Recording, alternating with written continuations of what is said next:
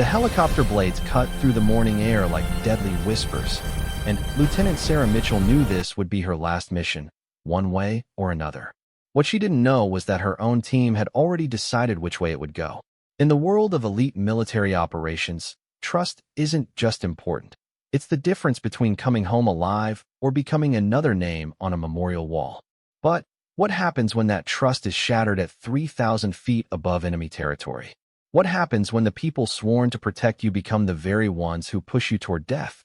This is the story of a woman who fell from the sky without a parachute and lived to tell about it. A story about betrayal that cut deeper than any enemy bullet, about survival that defied every law of physics and probability, and about a truth so shocking that it would shake the very foundations of one of America's most elite military units. Some stories are born from heroism, others from tragedy. This one was born from both. In the span of 37 seconds that changed everything Sarah Mitchell thought she knew about honor, loyalty, and what it truly means to be a warrior. The fall wasn't the worst part.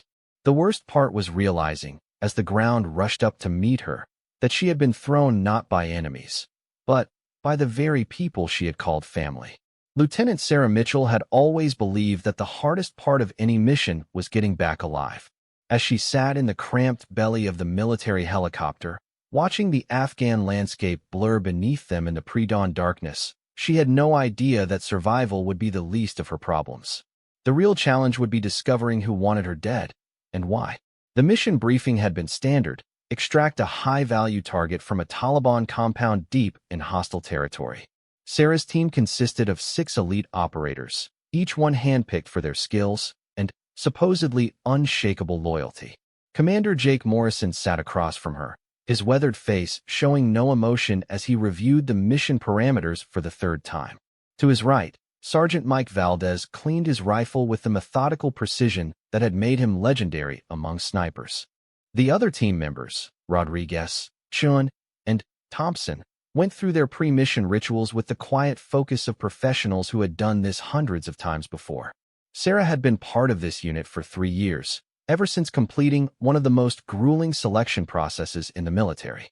She was the first woman to ever make it through the program, a fact that had initially made her a target of both media attention and skepticism from her peers. But she had proven herself time and again in the field, earning not just acceptance but genuine respect from men who had initially doubted whether any woman could handle the physical and mental demands of their work. What Sarah didn't know was that respect had recently turned to suspicion, and suspicion had festered into something much more dangerous. The helicopter shuddered as they hit an air pocket, and Sarah's hand instinctively moved to check her gear. Her primary weapon was secured, her communications equipment functioning, and her medical kit properly stocked. Everything was exactly as it should be, except for one small detail that would prove to be the difference between life and death. Her parachute harness had been tampered with in a way so subtle that even a careful inspection wouldn't reveal the sabotage. Commander Morrison's voice crackled through the headset, barely audible over the rotor noise. 5 minutes to drop zone. Final equipment check. Each team member went through their gear systematically, calling out confirmations. When it was Sarah's turn, she ran through her checklist with the same thoroughness she always did. Everything appeared normal, but appearance can be the most dangerous deception of all. The truth was that 3 members of her team had spent the previous evening planning her death. The official report would list it as equipment failure during a routine insertion. The unofficial reality was that Lieutenant Sarah Mitchell had discovered something she wasn't supposed to know, and that knowledge made her too dangerous to live. It had started 6 weeks earlier, during a mission that was supposed to be a simple reconnaissance operation. Sarah's team had been tasked with gathering intelligence on Taliban supply routes through a remote mountain valley. What they found instead was evidence of something much more troubling: weapons and equipment that clearly bore U.S. military markings being sold to insurgent groups. Sarah had been the first to spot the irregularities. Her keen eye for detail, the same trait that had made her such an effective operator, had picked up on serial numbers and manufacturing codes that didn't belong in enemy hands. When she brought her concerns to Commander Morrison, he had assured her that he would handle the matter through proper channels. What Morrison actually did was alert the very network that was profiting from the illegal arms sales. Sarah had unknowingly stumbled upon a conspiracy that reached high into the military hierarchy, involving not just stolen weapons, but diverted funds, falsified reports, and a web of corruption that had been operating for over 2 years. The men who sat in the helicopter with her that morning weren't just her teammates. They were partners in a criminal enterprise worth millions of dollars. And Sarah Mitchell, with her inconvenient integrity and stubborn adherence to duty, had become a threat that needed to be eliminated. As the helicopter approached the drop zone, Sarah felt the familiar surge of adrenaline that came before every mission. Her mind was focused on the operation ahead, the insertion, the movement to the target compound, the extraction of the high-value prisoner. She was thinking about angles of approach, potential escape routes, and contingency plans. She wasn't thinking about the fact that there was no high-value target waiting for them. The compound they were approaching was empty, abandoned weeks ago when local Taliban leaders received advance warning of the incoming raid. The mission was a setup designed for one purpose: to provide cover for Sarah's elimination in a location where her body might never be found. The pilot's voice came through the headset, professional and calm. 1 minute to drop zone. Prepare for insertion. Sarah's team began their final preparations, each man checking his gear one last time. In the dim red light of the helicopter's interior, faces looked different, shadows deeper. If Sarah had been paying closer attention to expressions rather than equipment, she might have noticed something in the way Morrison avoided her eyes, or the tension in Valdez's jaw that had nothing to do with mission nerves. But her focus was entirely professional, her mind already shifting into the operational mode that had kept her alive through dozens of dangerous missions. She was thinking like a soldier, not like a target. The helicopter began its descent, and Sarah could feel the change in air pressure as they dropped toward the rocky terrain below.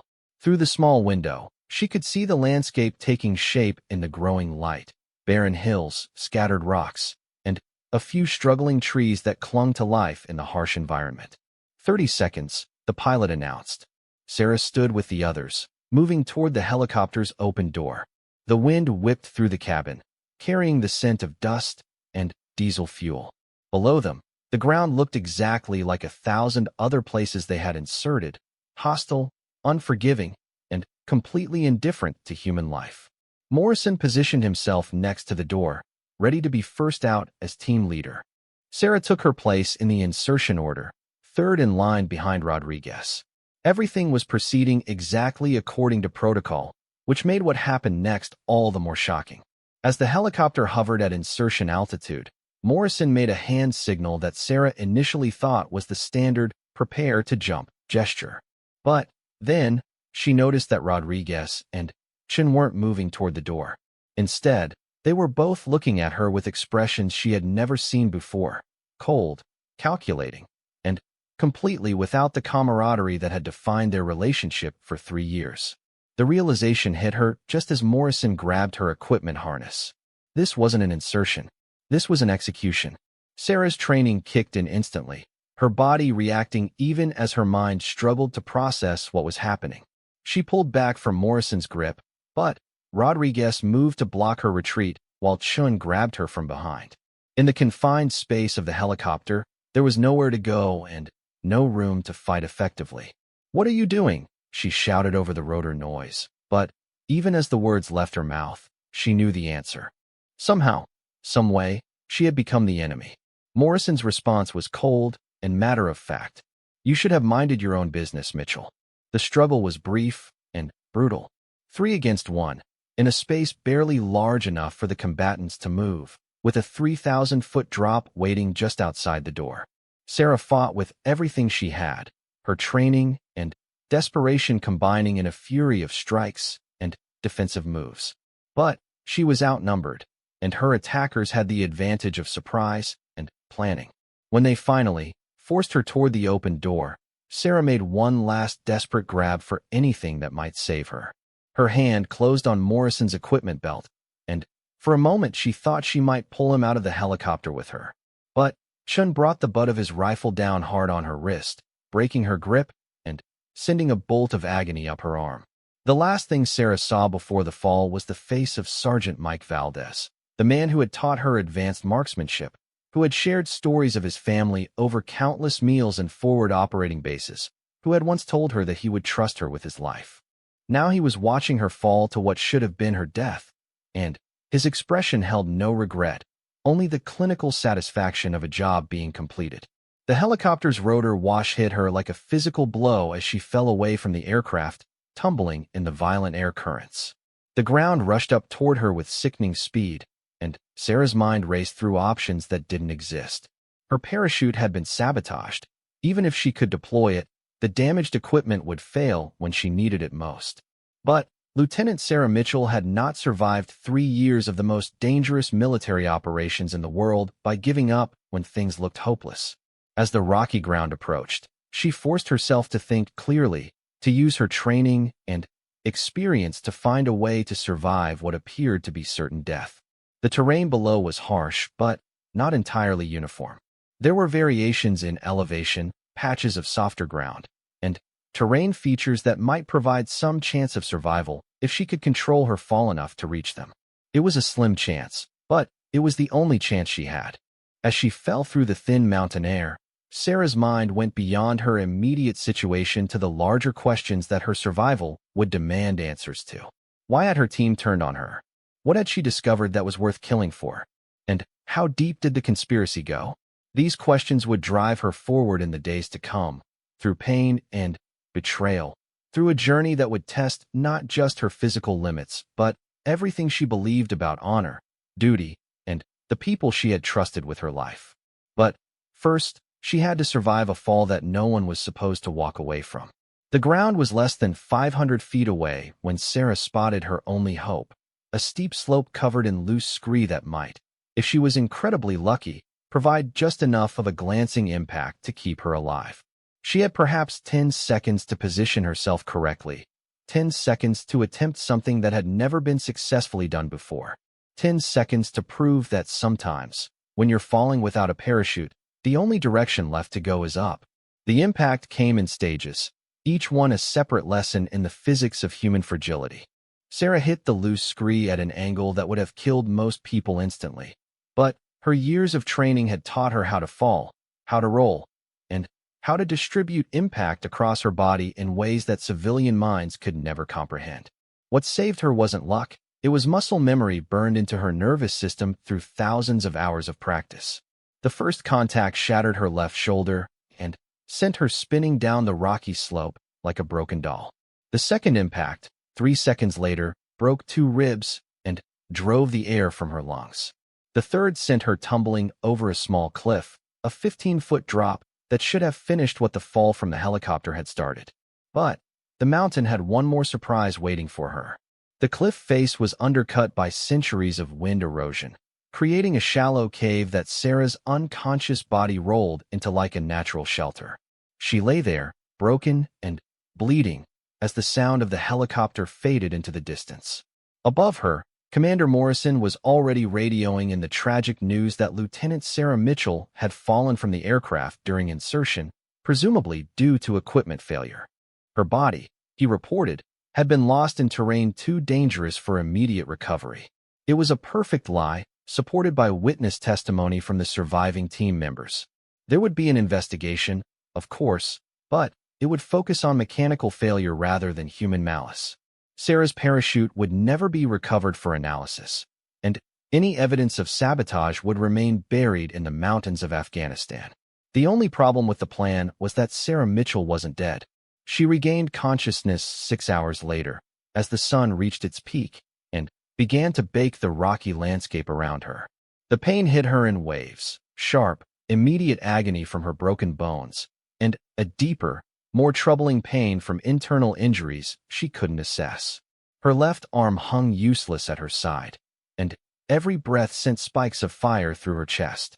But she was alive, and as the fog of unconsciousness cleared, her mind began to process what had happened to her. The betrayal was complete and devastating. The men she had trusted, fought alongside, and considered family had tried to murder her. They had thrown her from a helicopter and left her to die in one of the most hostile environments on Earth. The why of it was still unclear, but Sarah's survival instincts were already taking over. She was alone, injured, and deep in Taliban territory with no communication equipment and no way to signal for help. Even if rescue was possible, she couldn't be sure that the people who came for her wouldn't be the same ones who had tried to kill her. Her first priority was medical assessment. Working with her one functional arm, Sarah carefully probed her injuries. The shoulder was definitely broken, possibly in multiple places. The ribs were cracked, but didn't seem to be puncturing anything vital. Her legs, miraculously, appeared to be intact, though her left knee was swollen and painful to move. The head injury was harder to assess, but she seemed to be thinking clearly despite a massive headache. No obvious signs of severe concussion, though she knew that could change without warning. Her equipment had been scattered in the fall, but some items remained attached to her tactical vest. Her secondary weapon, a 9mm pistol, was still holstered and functional. She had 2 spare magazines, a combat knife, basic medical supplies, and emergency rations for 3 days. Her primary rifle was gone, lost somewhere on the mountainside during her tumbling descent.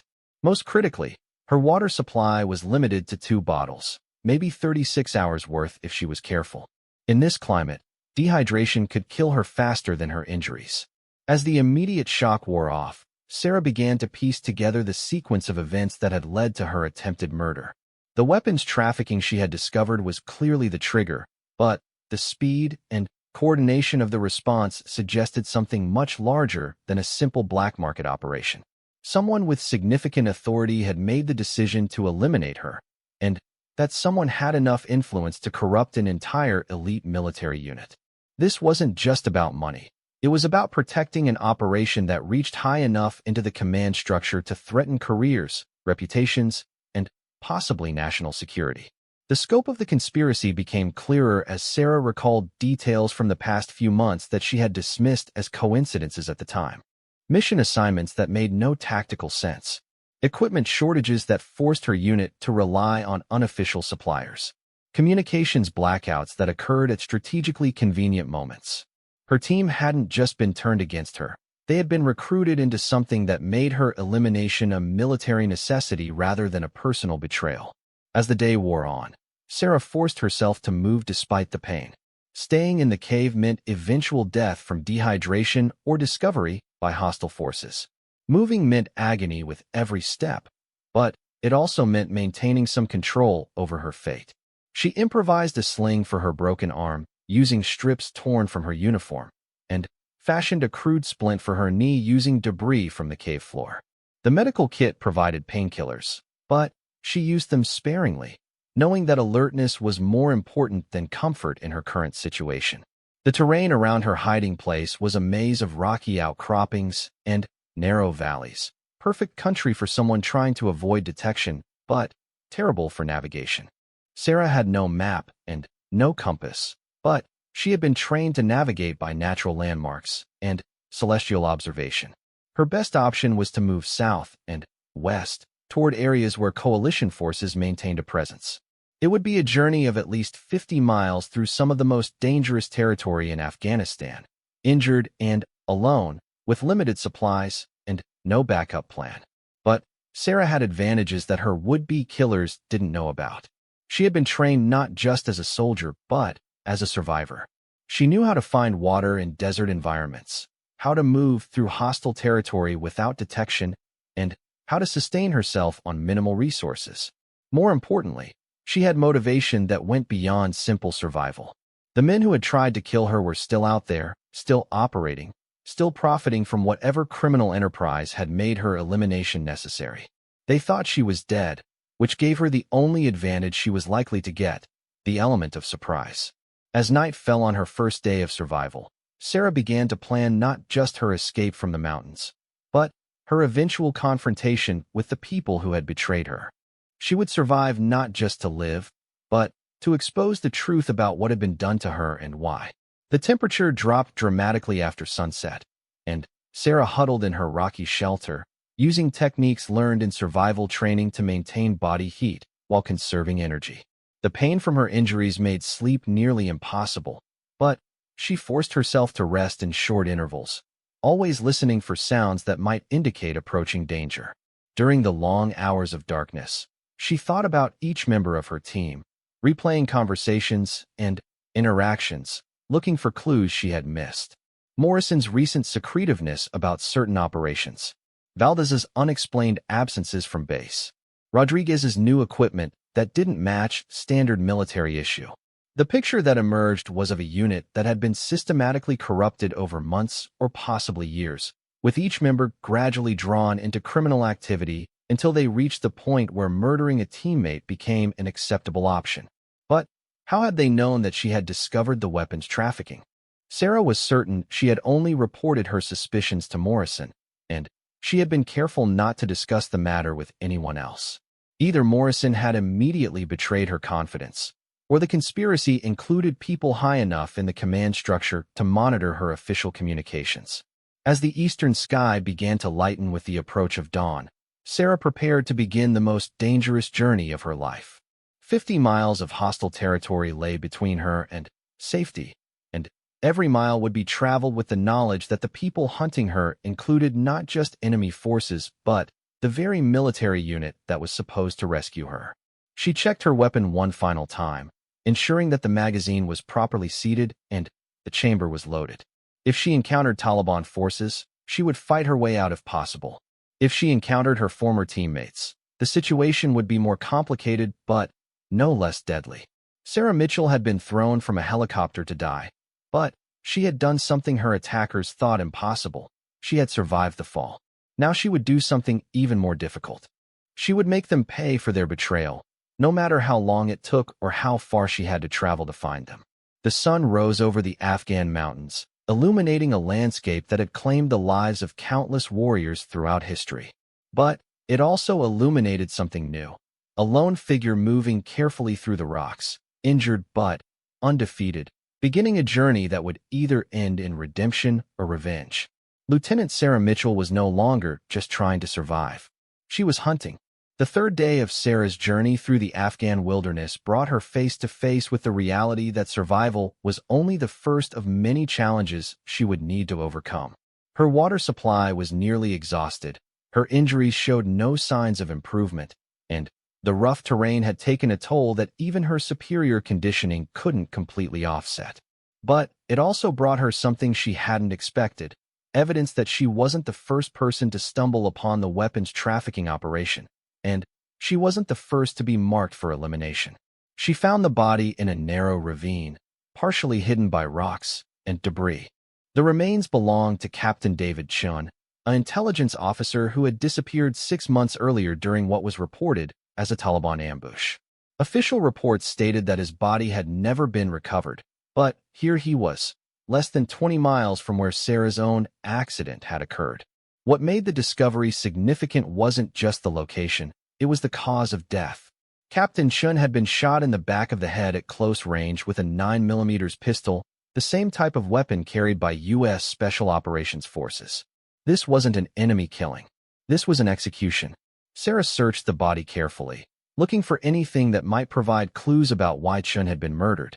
His personal effects had been stripped away, but she found something the killers had missed. A small notebook hidden inside his boot, protected from the elements by a waterproof case.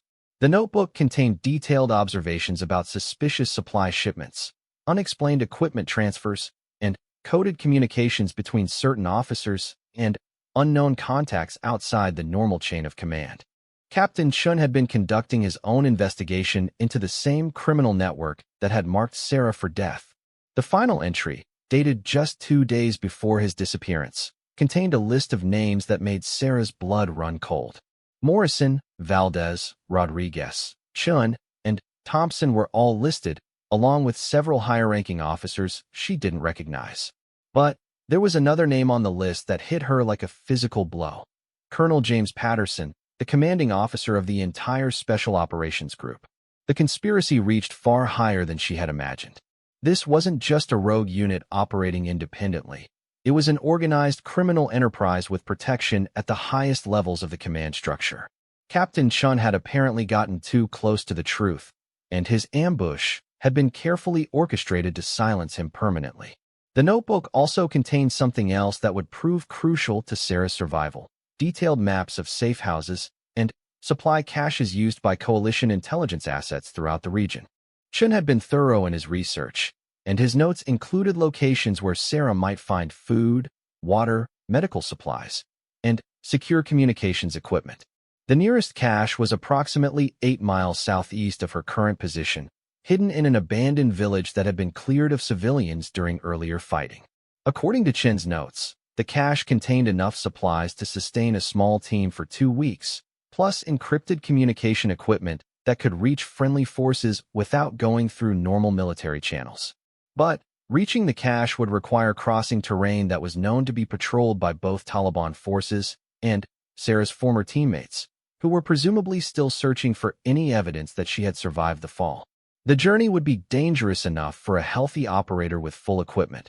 For someone with broken bones and limited supplies, it was nearly suicidal. Sarah made the decision to attempt it anyway. The alternative was slow death from dehydration and exposure, and that wasn't acceptable. If she was going to die, it would be while fighting to expose the truth about the corruption that had cost lives and betrayed everything she had sworn to defend. She spent the rest of the day studying Chen's maps and planning her approach to the cache site. The route would take her through a series of connected valleys that provided some concealment, but also offered limited escape routes if she encountered hostile forces. The timing would be critical. She needed to move during hours when visibility was low enough to avoid detection, but not so dark that she couldn't navigate safely with her injuries. As evening approached, Sarah began her approach to the abandoned village.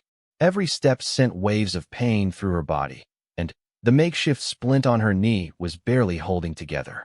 But her determination had crystallized into something harder than mere survival instinct: a burning need to see justice done, no matter what the cost. The village had been devastated by fighting, its buildings reduced to rubble and burned-out shells. But Chen's intelligence had been accurate. The cache was exactly where his notes indicated, hidden in the basement of what had once been a small mosque. Sarah approached carefully, using techniques learned in urban warfare training to clear each building before moving to the next. The cache itself was a revelation.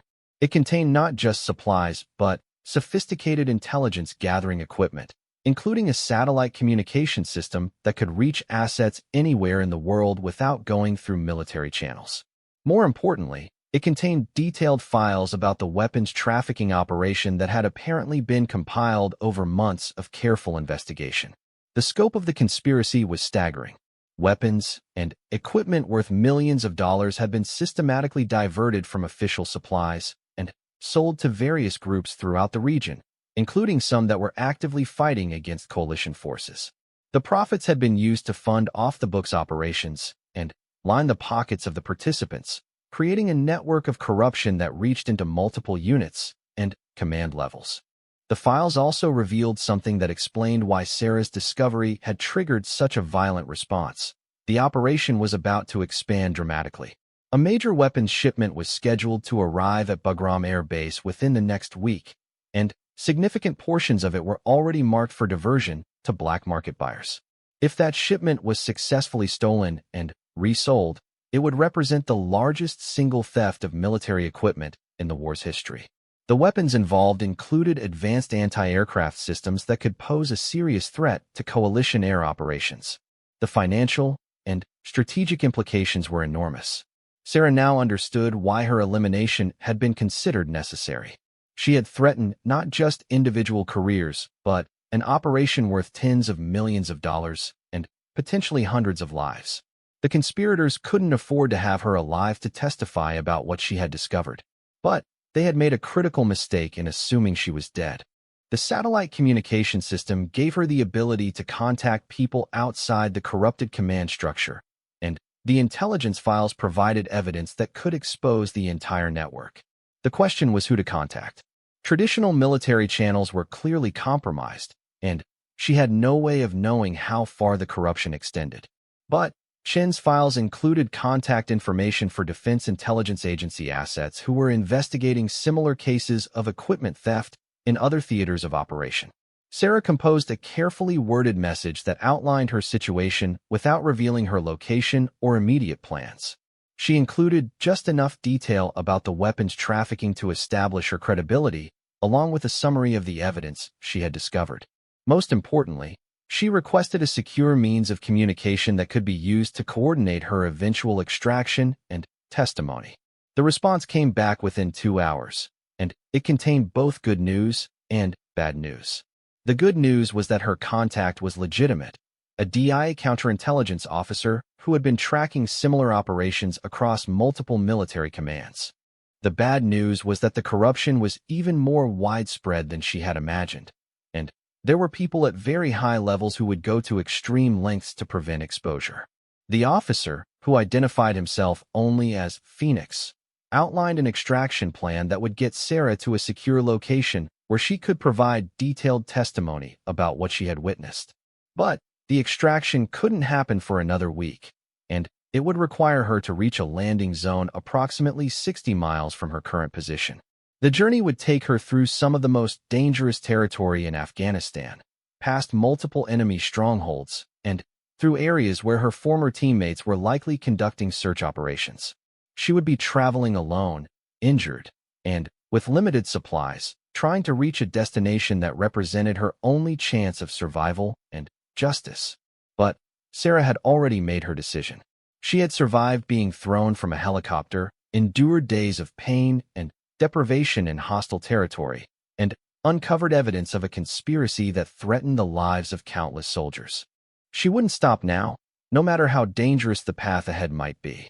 As she prepared to leave the cache site, Sarah took inventory of her new supplies.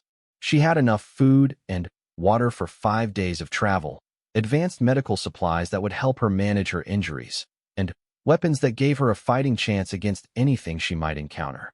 Most importantly, she had proof of the crimes that had been committed and a way to get that proof to people who could act on it. The abandoned village was quiet as Sarah made her final preparations, the silence broken only by the wind moving through the ruins. But in that silence, she thought she heard something else, the distant sound of helicopter rotors, growing gradually louder as they approached her position. Someone was coming, and Sarah had to assume it wasn't friendly. Her former teammates were still hunting her, and they had resources that could make hiding nearly impossible. But they also had a critical disadvantage. They still thought they were hunting someone who was broken and defenseless. Sarah Mitchell had been broken by her fall from the helicopter, but she had put herself back together with determination and fury. She was no longer just trying to survive. She was actively hunting the people who had betrayed her, and she had the skills, the evidence, and the motivation to see the job through to the end. The helicopter sounds were getting closer, and Sarah prepared to move. She had 60 miles to travel and a week to get there, with enemies on all sides and justice waiting at the end of the journey. It would be the most dangerous mission of her career, but it was also the most important. Lieutenant Sarah Mitchell disappeared into the ruins like a ghost, leaving no trace of her presence except for the memory of what she had endured and the promise of what she would do to the people who had tried to kill her. The helicopter that had been hunting Sarah contained 3 of the men who had thrown her to what they believed was her death. Commander Morrison sat behind the pilot, scanning the terrain below through high-powered optics, looking for any sign that his former subordinate had somehow survived the impossible fall. Beside him, Sergeant Valdez monitored radio communications, listening for any indication that Sarah had made contact with friendly forces. What they didn't know was that their target was less than 2 miles away, watching their search pattern through the scope of a rifle she had recovered from the intelligence cache. Sarah had spent the last 3 days studying their tactics, learning their routines, and preparing for the confrontation that would determine whether justice would be served or buried along with the truth. The past week had transformed her in ways that went beyond the physical healing of her injuries. The broken bones were mending, the pain was manageable, and her mobility had improved to the point where she could move through difficult terrain without significant difficulty. But the real change was psychological. She had evolved from victim to hunter, from survivor to predator. The intelligence files from Captain Chen's cache had revealed details that made her betrayal even more personal. Morrison hadn't just been a participant in the weapons trafficking. He had been one of the primary organizers, using his position and Sarah's unit to facilitate thefts that had directly contributed to coalition casualties. Weapons stolen under his supervision had been used against American forces in at least 6 documented attacks. Valdez's role had been equally damning. His expertise as a sniper had been used to eliminate potential witnesses, including Captain Chun and at least 2 other intelligence officers who had gotten too close to the truth. The man who had taught Sarah advanced marksmanship had been using those same skills to commit murder on behalf of a criminal conspiracy. The files also revealed why she had been specifically targeted. Her discovery of the weapons trafficking had been reported through normal channels, but those channels had been compromised from the beginning. Morrison had received advance warning of her suspicions, giving him time to plan her elimination and arrange for the false mission that had led to her attempted murder. But the intelligence went deeper than just her immediate team. The conspiracy included logistics officers who facilitated the thefts, transportation specialists who moved the stolen equipment, and finance personnel who laundered the profits. Most disturbing of all, it included officers in the Inspector General's office who were responsible for investigating exactly this type of criminal activity. Sarah's survival had created a problem that the conspirators couldn't ignore. As long as she remained alive and free, she represented a threat to an operation worth hundreds of millions of dollars and involving dozens of personnel across multiple commands. The search for her had intensified to the point where significant resources were being diverted from legitimate military operations. What the searchers didn't realize was that Sarah was no longer trying to hide from them. She was positioning herself for an attack that would neutralize the most dangerous members of the conspiracy and create an opportunity for the evidence to reach people who weren't compromised. Her plan was elegantly simple and extraordinarily dangerous. The extraction point that Phoenix had designated was located in a valley that could only be reached through a narrow canyon. Sarah's former teammates would almost certainly try to intercept her there, giving her the chance to engage them on terrain of her choosing with weapons and equipment they didn't know she possessed. But first, she needed to ensure that the evidence would survive even if she didn't. Using the satellite communication system, she had transmitted detailed files to Phoenix and 2 other DIA contacts, creating multiple copies of the evidence in secure locations. Even if she was killed during the extraction, the truth about the conspiracy would eventually come to light. The helicopter circled overhead for another hour before moving on to search a different area. Sarah watched it disappear over the horizon, knowing that this would be one of the last times she observed her enemies from a position of concealment. Tomorrow, she would begin the final phase of her journey to the extraction point, and the confrontation she had been planning would become inevitable. That evening, as she prepared her equipment for the last time, Sarah reflected on how much her situation had changed since the morning she had been thrown from a helicopter. She had been a soldier then, bound by regulations and limited by her trust in the system she served. Now she was something different, a warrior operating outside the normal rules, accountable only to her own sense of justice and the evidence she carried. The transformation hadn't been easy. There had been moments during her journey when the pain and isolation had nearly broken